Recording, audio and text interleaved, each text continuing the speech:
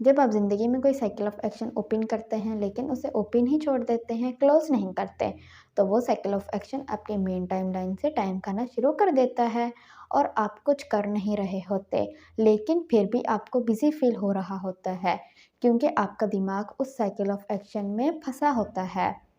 इसलिए कभी-कभी आप बस 1-2 काम करते हो और शाम हो जाती है और कहते हो दिन इतनी तेज़ी से गुज़र गया। बेसिकली वो cycle of action time monster बनकर आपकी लाइफ से टाइम को खा रहे होते हैं। मिसाल के तौर पर अगर आप अपने कंप्यूटर में बहुत सारा टास्क ओपन कर लेते हो, बहुत सारे प्रोग्राम्स एक ही टाइम पर ओपन कर लेते हो, तो आपका कंप्यूटर स्लो हो जाता है क्योंकि हर प्रोग्राम को कंप्यूटर की ताकत का कुछ हिस्सा चाहिए होता है। लेकिन ज़्यादा प्रोग्राम ओपन होने की वजह से कंप्यूटर अपने बेसिक फंक्शंस को भी ताकत नहीं दे पाता और स्लो हो जाता है। बिल्कुल ऐसा ही आपकी लाइफ में जब बहुत सारे काम आप स्टार्ट तो करते हो लेकिन उन्हें क्लोज नहीं करते, वो टाइम मॉन्स्टर बनकर आपके रियल टाइम में से टाइम खाते रहते हैं।